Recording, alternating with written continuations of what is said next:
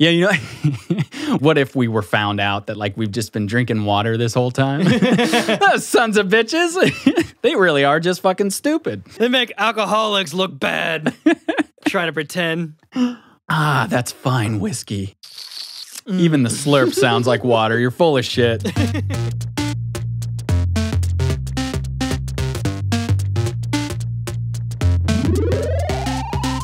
Hey there, couch potatoes. Welcome back to the podcast. I'm Dustin. I'm Corey. And we are the Couch Play Cousins. Today's episode, we're talking about free-to-play games. Yeah, we got some free shit for you, you cheap bastards, so listen up.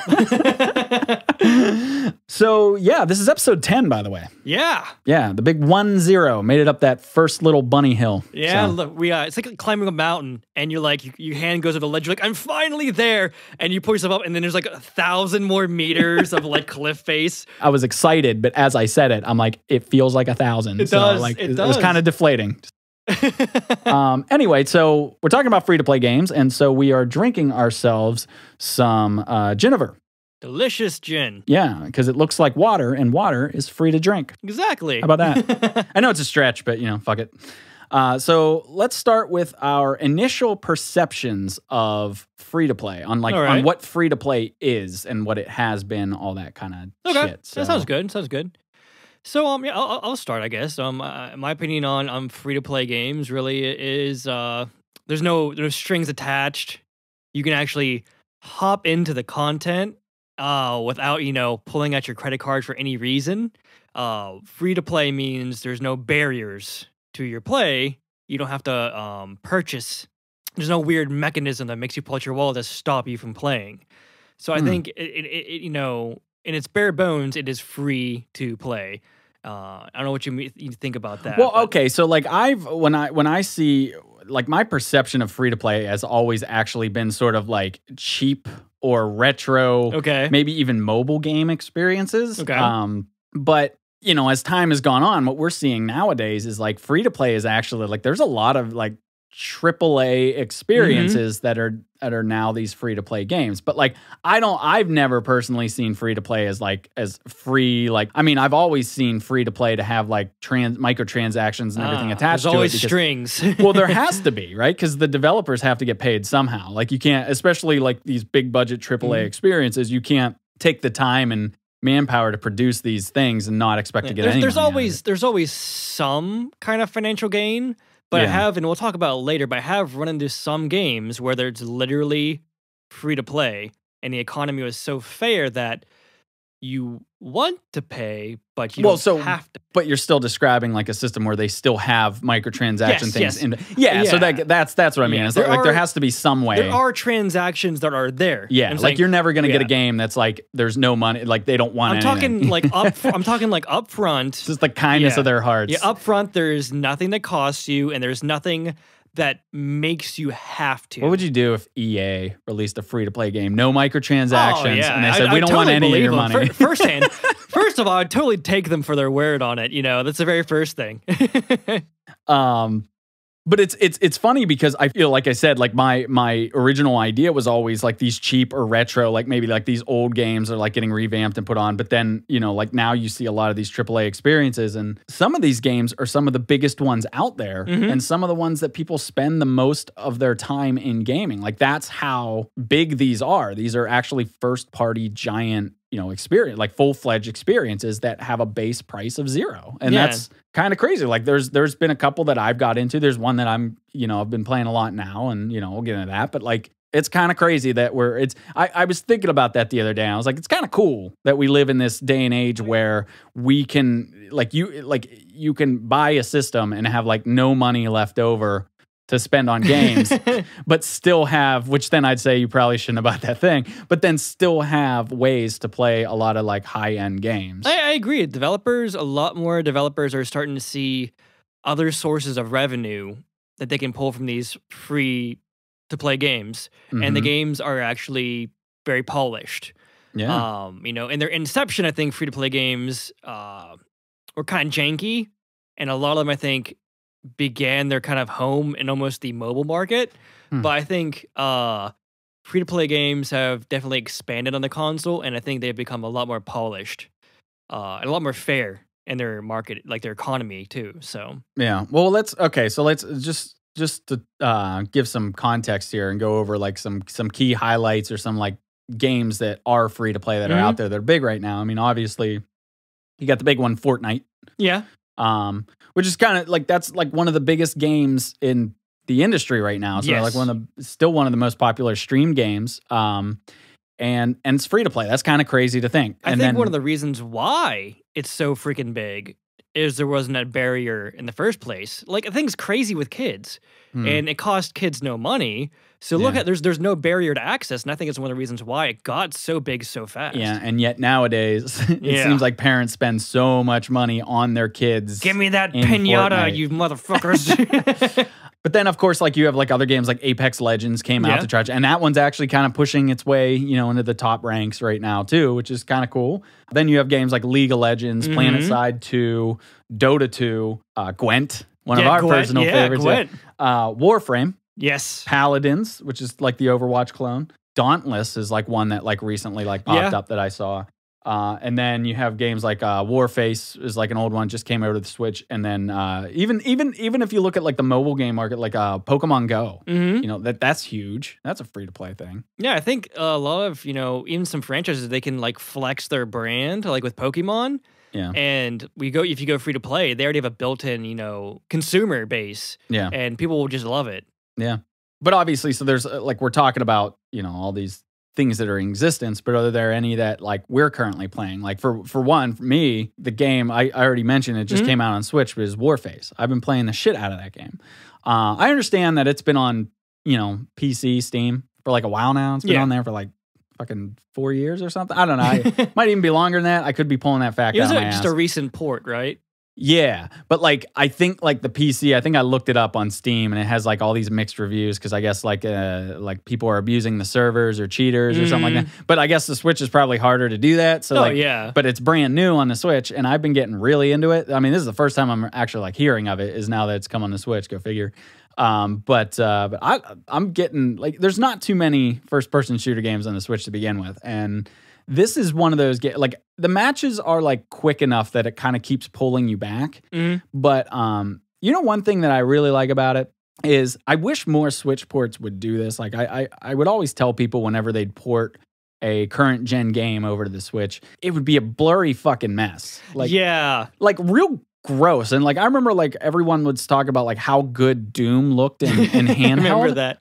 I'm like, I remember like thinking, is everyone fucking insane? This game looks gross in handheld. And everyone's like, oh, it looks terrible on TV. I thought it was the other way around. The optimization on a lot of those ports is really bad. Yeah. Like the Witcher's initial release, like, wow, impressive that it's running on a Switch, looked like ass. Like it's a blurry mess. And so I always said, like, what I wish games would do is instead of just doing a compression and a quick dump for dynamic scaling, resolution scaling, I wish that they would actually dedicate and like sort of rebuild these games with like lower polygon counts, like just reduce the polygons and reduce the texture resolution, but then keep the resolution high. Like, you know what I mean? Like allow it to still be in 1080 or 720, like almost make a PS4 game, reduce all those polygons and everything, and just make it look like a PS3 game.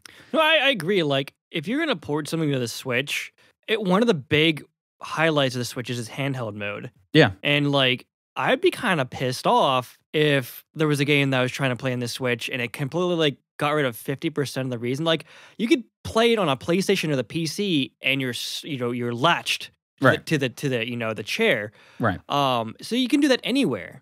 If and I know some people are unfortunately only able to have Switch as a console. Yeah. But I think, most people might have at least that and something else.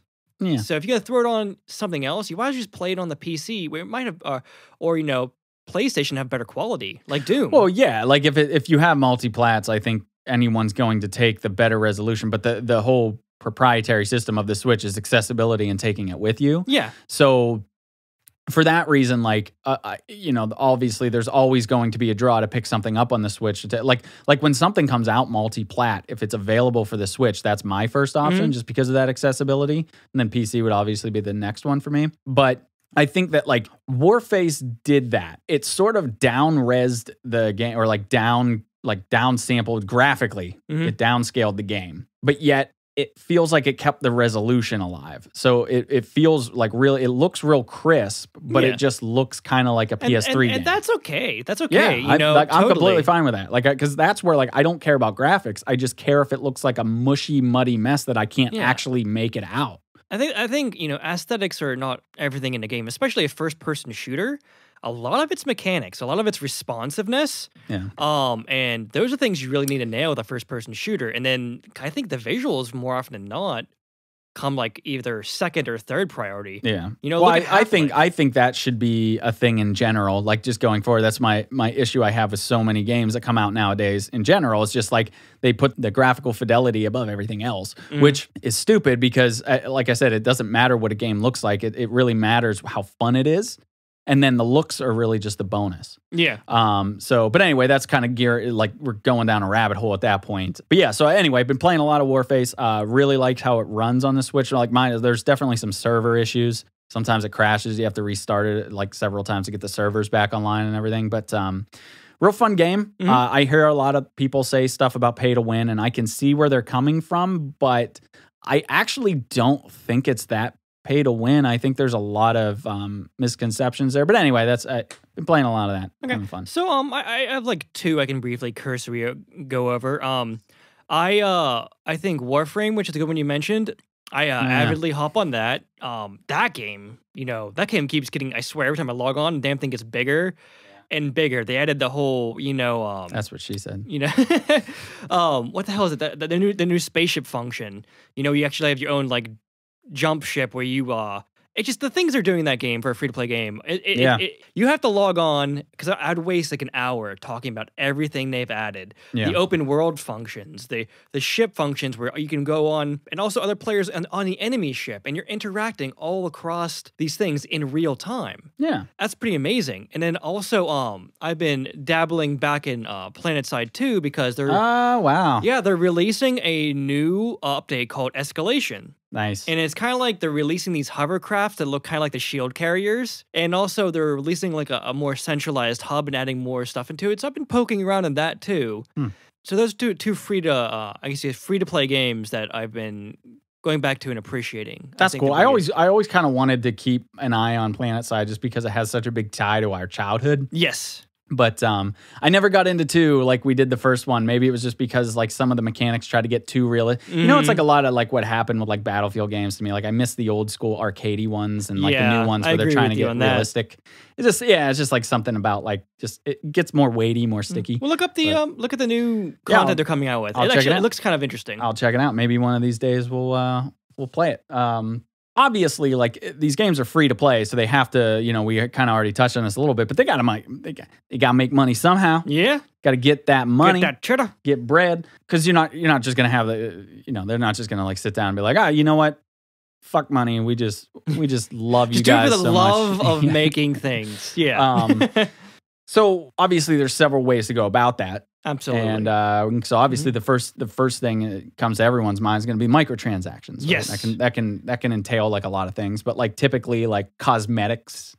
And then like if it is like first person shooter stuff, like you can put like different types of guns or skins, which I guess is cosmetics in there. But you're right. Like, microtransactions I think manifest themselves in many ways. I think honestly almost microtransactions is like a trigger word for gamers after Battlefront, that or loot boxes, whichever word you hate more. And I think microtransactions they can manifest themselves in very good ways. Like Warframe, its economy is truly it's very good. Yeah. But then also you have the polar opposite where you have microtransactions which manifest as loot boxes or these traps where in the mobile gaming industry where let's say you can only play the game for so long and then it times out unless you pay real money. Then that's like almost going beyond microtransactions. Yeah. When I think microtransactions, I literally think like individual things that you can pay to purchase, like specifically purchase, and that can tie into the negative side of things and be like RNG loot boxes. Yes.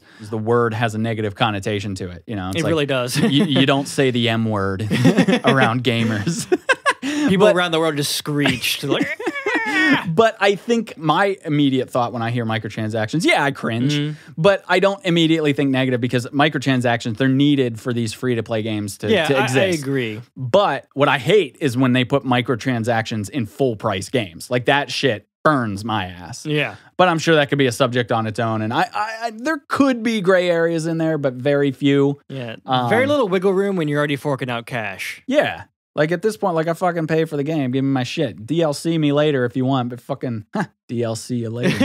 I just thought of that. But anyway, but microtransactions isn't the only thing that you like. Another cool one is early access, right? Yeah. Like that's a way for these companies to make money is to just make you pay like, a lot of times you'll see like a $30 get early access. You can play what's going to be a free-to-play game, but you can play it early. And yeah, I've seen that happen a few times. I jumped in on a few games. I think it was Deep Rock Galactic. I'm not sure if that's free to play or not, but I've done the early access stuff. And usually they give you like, some maybe in-game currencies and things like that. Didn't Fortnite start out as early access or beta or something like that? It did. I think you could buy, and I did that too, just to sample it. Yeah.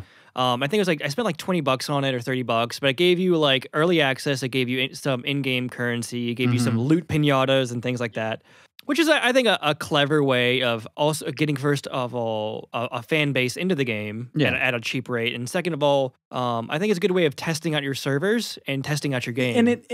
Well, yeah, for sure. But it also funds the game sort of up front so that you don't end up with a pay to win situation, which is, something that we can jump into here in a minute. And and I think that's really nice because you almost never see a free to play game have an early access and then when the game comes out, they have no microtransactions. They usually still have microtransactions, but usually when a game that is early access, if there is any like DLC characters and stuff like that, it pays for that for you when the game launches.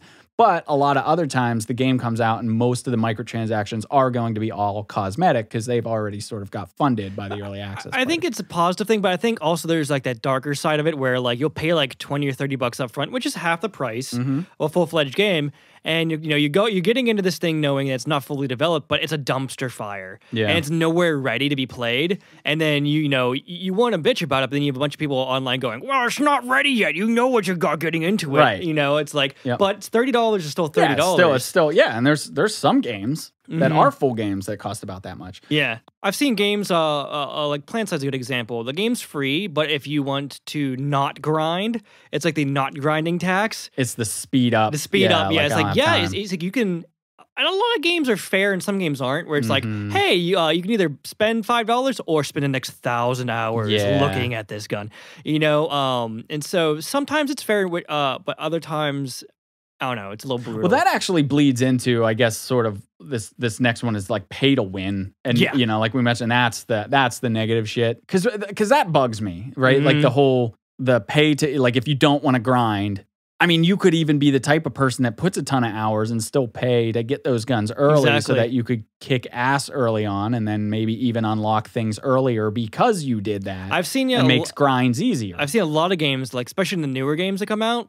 and then people will just pay up front to get access to a gun that's way down in the skill tree, right? And just start rickrolling people, and then it's kind of nefarious, I guess, because then people start getting beat up, and then they get spiteful, then they start spending money. Well, it's so stupid because I think to myself, like, I mean, who's gonna buy a? Well, I mean, I'm sure like people would like just chew my ass out for this one, but like, who's buying these games that doesn't plan on putting some time into this game? Number one, this is a bad purchasing decision. Yeah. But number two, it's like, I mean, if you're paying for this game and you don't have a lot of time, you're really going to want to pay more to get something that you probably still won't have time to even use because if you don't have time to play. It's just a stupid. It really is just inviting people. And let's be honest, the root reason that these companies are doing it, it's not for the people that don't want to grind. It's a pay to win scenario. It's for people that want the best of the best as soon as they can get it, just so they can fucking flash their dick to everybody else.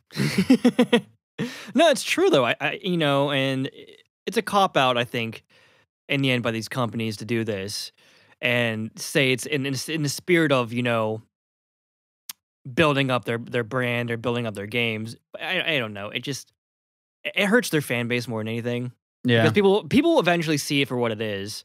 and it starts pushing out that fan base that can't afford to do that. Yeah. So yeah, it's amazing how many times these things fucking backfire into companies' faces, and then they just keep doing it. Exactly.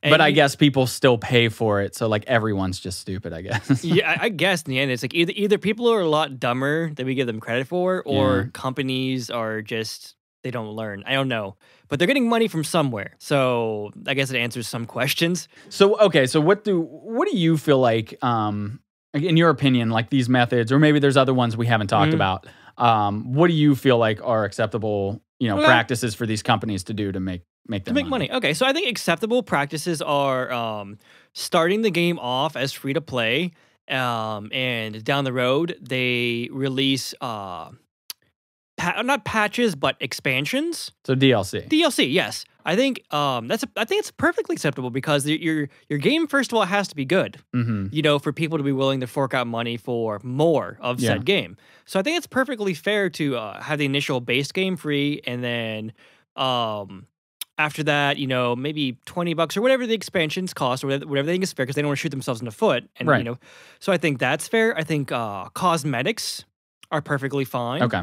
A fair grind for guns or in-game equipment is fine, or you could use in-game currency. And what I mean by fair is, you're not gonna spend 1,000 hours to get like a gun. Yeah. But I think people who want to just play the game and naturally accrue in-game currency to get the things, I think that's fine too. As long as it's not like, living in the game just to get something. Yep. And that's actually a problem I have with the Warface right now. So, like, I've been playing that game for a ton of hours already, and I have like 1/10 of the amount of like crowns that, like, which is one of the currencies that it takes to unlock certain things, like 1/10.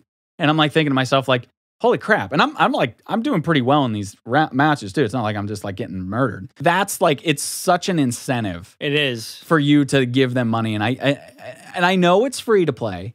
And I know that they need a little bit of that incentive. But I'm thinking it's kind of like, this actually kind of, this goes into like a next point. It's what motivates us or the consumer to actually give money to these places. And when I see something like that, yeah, so you're already kind of like leading into that. I can see exactly where you're going. Yeah, like when I see situations like where it's like the in-game balance, the grind versus the real money balance is so far off. It feels kind of scummy, and it makes me not really motivated to give them more money. Whereas like, if it's just a game that I love through and through, and it doesn't get in my way, or it doesn't push microtransactions in my face, then I'm much more, at least motivated to give them my money, especially if there is something I have my eye on. Because sometimes, you do get to that point where like, maybe. I mean, I could drop $5. I get where you're coming from, and it's very rare to find a game that has a fair in-game economy, that the fair balance of hours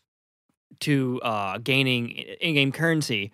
Yep. And I can only give like 2 games right now that actually have been fair. So it's a rarity. Warframe was one. You ended up building your frames in that game. They were very fair. Also, MechWarrior Online, which is kind of a dead game, unfortunately now. It's a dead game. It's a good example of an in-game fair economy because it's based off of skill. The better you did in the matches, the more you accrued. And if you're damn good at the game, you could get a full mech's worth of stuff. Maybe 10 matches, and 10 matches isn't bad. But I think it's more of a rare thing. You don't see that very often. That fairness. Yeah, it's certainly unfortunate. But there's certain other things that help this too, like quality and reputation of if the game is super high quality, obviously it gives you a little bit more credence to actually give them some money, especially if it's a reputable developer. True. And not EA. How good are their servers? Oh my God, that's really important. That's another issue that like I said, there's some server issues with Warfare. It's funny, I'm talking about. Is that peer-to-peer? Or is that? I have no clue, to be honest. Okay. I should have looked that up. It's funny because I talked about like, I really like this game, and now I'm just kind of shitting all over it. But no, there are server issues right now. I hear that they're working on them, but like there's issues where like when you first log in, it won't find servers. And then sometimes in the middle of a match, like the servers will just drop, or not in the middle of a match, but like in the middle of like before a match starts, the servers will just drop and you'll have to like reset the game. It can be very frustrating. As a matter of fact, me and my one buddy play it a lot together, and I had another buddy that I was talking about the game with, and he finally downloaded it, and we were going to do a little 3-way. Yeah. Because that's like currently, at least in the Switch version, the most people that you can invite into a party at a time is 2, with the exception of free for all. Then I think you can put 4 in. So we were going to have like our full 3-person party. Everything's better with 3 people. Everything's better with a 3-way. But he got on, and sure shit, like we were running fine, everything was going fine. But as soon as he joined up in the party, servers crashed, and then we reset like 5 times. They all crashed. I bet that's peer to peer. Because is that what that? Okay, so a lot yeah, of times maybe. those servers are run by the host, whoever starts the match or sets up and so my internet sucks, is what you're saying. Well, no, it really is. It taxes that person's bandwidth. Okay. Unless they've got a really rocking, like, megabytes per second, it tanks it. Okay. And I think you touched base on one of my biggest fucking pet peeves is, especially on pay games, is when they do peer to peer to save money in their server costs. Yeah. Wasn't there a big thing? Wasn't Destiny peer to peer or something like that? It was. Yeah. It was, and the latency and the rubber banding was fucking terrible. How do you say that? Latency. Latency. I think it's latency. Latency? Internet. That's the first tomato I've heard Internet, on that. find this out for me now. Wait, how do you say internet? Internet? No, but like that's my biggest pet peeve is I'm more fair on a free to play game because they're trying to save as much money as they can.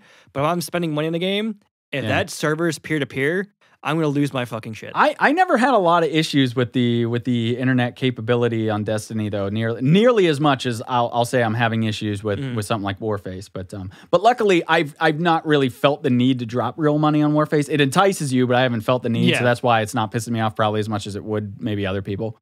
But yeah, so servers are definitely a big thing though. But you know another thing is like you mentioned this about Warframe, but constant updates. And support for a game. Like, I mean, if a game's adding all these new modes and new character types and missions, like I mean, even if you were thinking about, maybe I'll spend $5 on this gun or something I want, especially if it's not something that gives you an advantage, it's just something that you want for your uniqueness. I mean, if you love a game so much, it's got high quality and they're constantly updating it, you're probably gonna feel semi-obligated to be like, I'll throw the developers $5 Hell yeah. No, the funny thing is, I've found myself actually more willing to spend money here and there on games that are free to play that are very fair and have a lot of like content to them. Just because I didn't feel obligated, but it just felt like, a fair thing. It's like dump 100 hours into a game that cost you no money. And I don't know what game it was, but I think I ended up spending like $65-$70 on it. Yeah. Because I put over like hundreds of hours into it. It might have been MechWarrior. It might have been MechWarrior. Of course it was MechWarrior. It was MechWarrior. It was MechWarrior. Now, I've probably given MechWarrior probably like $200. But oh, wow. Yeah. Shit, that was way more than I thought you were going to say. But, I thought you were going to say I've put close to like 1,000 hours of like gaming with my friends, and that seemed fair. You know? Like $20 here, $20 there. I'm certainly not going to tell you how to spend your money, dickweed. But no, that's fine. That's cool. And to be honest, like I'd almost rather spend a small amount of money on the game than to have all the transaction-y things attached to it. Like, it's funny when I was writing down like examples of like good free-to-play games that I'm playing, I almost said Rocket League. Like, because I forgot, like that's obviously it's not a free-to-play game. Yeah. It's the average cost that you'll spend on that now, because it's always on sale, is $10. But it feels like a free-to-play game just because of like how quality it is, and it's just like a $10 game most of the time. He's just so rich that money means nothing to him. But I've actually given I paid $20 when that game was brand new. I bought it for $20 on like one platform, and I've bought it a couple times on all the different platforms since then. And I've even bought a couple cars and some boosts because like I play that game so much and it's so high quality, and it puts its microtransaction options in your face, but it never makes you feel like you ever need any of it other than the coolness factor. Well, it's kind of like the thing I was just talking about. You put $10 down, but like 100 hours later, you know what I mean? You're like, you feel almost like, hey, okay, I'll throw them like $5 here, $5 there. It seems like incredibly worth your time. Yeah. Or, dollar per hour ratio. But let's just focus on what about some bad free-to-play experiences that you've had? Because, talking about like Warface and games that are free-to-play on the Switch, for example, and I already name-dropped this game already, but Paladins. Okay, I jumped on that game like a month or so ago. I was like, I haven't played this game in a while. I completely forgot. And it's just like, good God, you launched that game and you're just bombarded. You are. With cards and all this shit that I'm like, what the fuck even is half the shit? Like, you have no characters without buying any of them. You don't even have a chance really to get into the game. No, without them hitting you with all that shit. It's disgusting, and it's just like it really does feel like you're just surrounded by, like, if you don't put any money into this thing too, like you're not going to get anywhere. I don't get that. Like, for them being a knockoff of Overwatch. Like, Overwatch has its loot boxes and stuff like that, and they incentivize you to spend money. But for you to be a knockoff of something more popular and to try and to try to monetize more than the original, what the fuck? Yeah, that's just dumb. It looks visually fantastic, especially running on that hardware. But like, it's, me and my one buddy, we tried it out, and I think after 10 minutes, we're like, it's like too much going on, and then it just throws this shit in your face. Kind of jank to some of the things too. There's jank, but it's just like, it was just gross. Yeah, it's like it's like dating a girl that's attractive, and you're like, oh, she's like low maintenance at the beginning. It's like, okay, this is fun, and all of a sudden, like, bills come out left and right. Yeah, you find high maintenance just comes out of nowhere. You're broke. So that was one. This is funny. I added this to my list. It's now free-to-play game, Destiny. I mean, I'm putting it in there now because as a free-to-play game, you're not going to get too far into Destiny without needing to fork over some dough. Yeah, you can't get anywhere in the game without getting DLC. Yeah. First of all, and you're going to last maybe, I don't even know, 20 hours. Yeah. That's the length of like the campaign. But even then you're way behind anyway. You spend money to even get remotely on where you should be. You're getting, face smashed by all the exotics that you can't have access to. Yeah. And the fact that all your guns are probably nerfed. Yep. I couldn't imagine going back to the base of that. Oh god, yeah. The base weapons and that. You'd be getting fucked. Yeah. What about you? Anything off the top of your head? So I think in my boredom, I tinker with a lot of mobile gaming just to see what's out there. Oh boy. One of my worst experiences, I think, was it was like Jurassic Park or something like that. It was like, or it was like Simpsons City. It's like a build city thing where it's one of the things where like you try and build the town of the Simpsons, and every time, you can only do so many actions per day, and you have to buy currency to buy more time, and then all of a sudden now you have to buy currency because the houses take so long to build, and it's just buy just to play the fucking game. And a lot of the mobile gaming out there is like that. And it drives mobile me gaming is nuts. That is and it's sort of like the core sort of DNA that's starting to bleed over into the video game world, which sucks. Shit out of me. But like recently there was a mobile game that I was really excited about to come out, which was Mario Kart. Mm-hmm. It makes so much sense. Like, you just play Mario Kart with anybody anywhere, and then it came out and it was like, what the fuck? Like, there are so many microtransaction things in that game. It's disgusting, especially shame on you, Big N. But then honestly, look at like any of these like major popular mobile games, like fucking Candy Crush. Yeah. Like fucking people spent like, I can't remember what the statistic was, but I remember that like there's some kind of whales out there that have tons of money that spent like thousands. I've seen some things about how much money people spend in these games. Unreal. Thousands and thousands. I was like, my god. And it's gross on two levels, because it's gross that the games are doing it, and then it's disgusting that people are giving it money. I think they're feeding the trolls. It feeds into some weird level of addiction, man. I'm telling you, like, people get addicted with the loop of the gameplay, and it's intentional. People get addicted to it, and then that's when they start putting, hey, give us your money.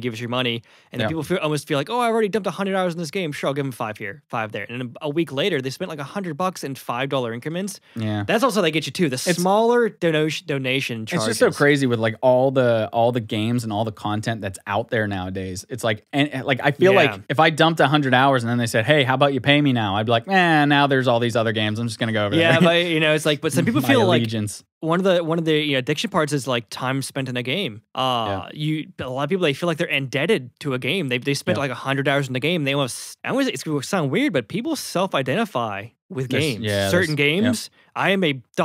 gamer, and they just give up to the game. They're pot committed. Yep. Yeah, but I think we can all agree that the mobile mobile gaming market is a fucking cancer to the game. Yeah. What about the positives? Gwent, yeah, that's a good one. Gwent is Gwent's super fun. The mechanics of that game are great. Yep. I've never, Mhm. I mean, I've been enticed to spend some money here and there, but I've never yet felt like I had to. Mhm. Which is really cool. Well, speaking of card games, Magic: The Gathering Online, Yeah. whichever current variant is out now, I feel like they're coming out the new one every 2 years. But I think it's Magic Arena. I'm not sure which one it is. Yeah, that But sounds right. they've always been pretty fair about giving you little bounties and things like that. You can get a little in-game currency Yep. and build your deck out and play against other players. So those have been very fair. I mean, there's other ones. I haven't played some of these, but I know everybody loves these games like League of Legends, Dota 2. And I played League. League's pretty fair. I just don't have the time to invest into it. That game will absorb your life. Yeah. But I'll tell everyone cautionary tale. I play League and that base is toxic. Yeah. So if you want to try a free-to-play game, get very good at the game before you start playing matches because you start feeding in one of those lanes. People will say terrible things to you. Can you pay money to shut them up? Probably at this point, but yeah, people will say some pretty raunchy stuff. So be careful of League and those kind of sweaty $1.99 to put the little stars in little in place censor of things, this. Yeah. or they replace it with nice words. You're doing great. You're doing great. Someone's like, you're a real piece of shit. You're a real piece of cake. Oh, it's okay, buddy. You're a real ray of sunshine. It's your first time. We get it. But yeah, be careful with that game, guys. But if you want to subject yourself to it, it's a good game. Yeah, I think the more I look out there, though, I'm just so surprised at how much free-to-play content is in existence. Mhm. It's kind of funny how often I end up getting absorbed into free-to-play games more than like a lot of these full-price AAA experiences, Yeah. and it just kind of shows. It's kind of sad, and it almost tells a little bit of a story about the current industry. It really is. Especially because these full 60 price games that are released nowadays, they tend to also have these same microtransactions. Yeah, a lot of it has bled over, and I think you're right. And I think that initial barrier of the upfront cost, it's not there with free-to-play games. It's almost like, what do you have to lose? Right. Other than an hour of your, playing a game that sucks.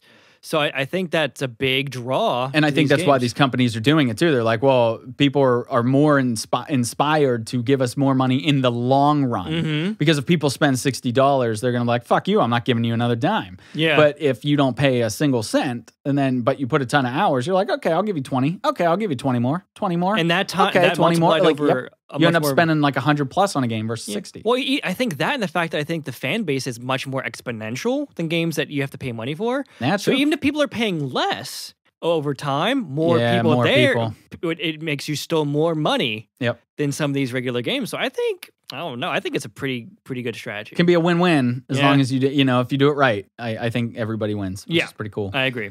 What about like, is there, if a free-to-play game came out, but knowing that it has to make money, Mm-hmm. how would you like them to implement it? Okay, I think if I had an ideal game, implementation-wise, I think my best experiences have been games that are upfront, no charge, of course. There's Mhm. nothing in, so that's the free-to-play. Because I don't like games that disguise themselves as free-to-play and hit you with a weird like difficulty curve where it's like, now buy 5 gold to get past this level. But I think first of all, they have to be truly free-to-play. I think if the game's good, I'll stick around. Okay. And if I stick around, I'll dump hours. And if I dump hours and they go, okay, let's try this DLC out. You love this stuff? What do you think? You might love this too. I would be highly incentivized Yeah. to do it. So I think DLC, I think they could definitely throw some cosmetics at me. I might want to make myself feel a little more special. I think, so I think those two are good. I think if there's any weapon systems in the game or anything like that, if they're not locked behind a excessive grind wall, Yeah. or if the game's so good I don't notice the grind wall, which that's true. Yeah. That's a So, good point. Yeah, so either one of those two is fair. If it's going to be an unbalanced Yeah. pay versus grind, Yeah. charge a shit ton of money for the paid version. So that exactly. way, if somebody does come around with that golden gun, you can be Yeah. like, you fucking You loser. know you're just a dirtbag. You're congratulations on your fucking kill. I'm going to go do something better Yeah, it's now. like, you really bought that one out. Yeah. But no, I think the games have to be careful because the weapon systems can't be unbalanced. Yeah. So I guess my answer would be, and I'm going to use the Rocket League model here. Okay. I know that that's not a free to play game, and I'm not talking about that game, but like I like the model that they've gone with. This whole like, it's all cosmetic, Mm-hmm. but I don't like the grind versus pay. I'd rather that not be in a game at all. I don't mind paying for like additional weapons or additional cars depending on what the game is, but I don't want it to actually have an effect on the game. Like if it's a weapon, make it balanced with all the other weapons that are available. Don't make it stronger than anything, or don't give it some bleeding edge over anything else. Just make it more about uniqueness. Yeah. But here's what I don't like too with like sometimes I think the balance and economy in some of these free games are really nice, but I still don't like the bombardment that you can get in like the main menu system where it's like it's almost like when you go to a website and you get all those pop-up ads. I was just thinking that pop-ups right in your face. It just ruins it and makes it kind of look, it makes it feel like a lesser experience. Like I like the idea of, you know, like just jumping into a game. Like if you think about a game like Rocket League, right? Like it's kind of like its own self-advertisement on a lot of these cosmetics, because you get in there and somebody fucking dunks on you. Yeah, and it's super like a burst thing that's like super cool. Yeah, it's like this fucking, you know, like I saw one the other day which made me laugh. It was like an explosion of water and like all these these fish flopping around on the ground afterwards, and that was hilarious. I mean, the one that I have now, the birthday party balloons, I love that one. I saw that one forever. I managed to get it in a trade. Haha. I like that they do trading sequences too. Like I think that's really that kind of makes up for some of that, you know, like that gross microtransaction-y thing as well. But I think like when you just see those, like the one thing I never understood about Rocket League, especially because it does have a base price, is why you have to unlock. You have to randomly unlock the possibility of buying something. And that's weird. It's almost a weird grind feature. Like you have to like you finally get something and then it's just like, oh no, that's something. I almost wondered like if they were initially afraid like the game didn't have enough longevity, that the mechanics wouldn't keep people around, so they had that little grind feature built in to keep people coming back. Like I would much rather just like I see something and go, oh, that's really cool, and then go into their little in-game shop and toggle down, find that explosion, be like, oh, it's $2? Fuck it. I dumped thousands out. Well, you know, I like that. But there's another thing that Rocket League does that I'd like to see attributed more into games. Is they do these special events where like just by participating in the game, you get these special events points. And those special events points give you, so like that game uses like crates or blueprints now, I think. Okay. And then when you participate in these special events, when you play game, you unlock points that you can put towards you know, those event items which are unique to that event, which I also think is cool.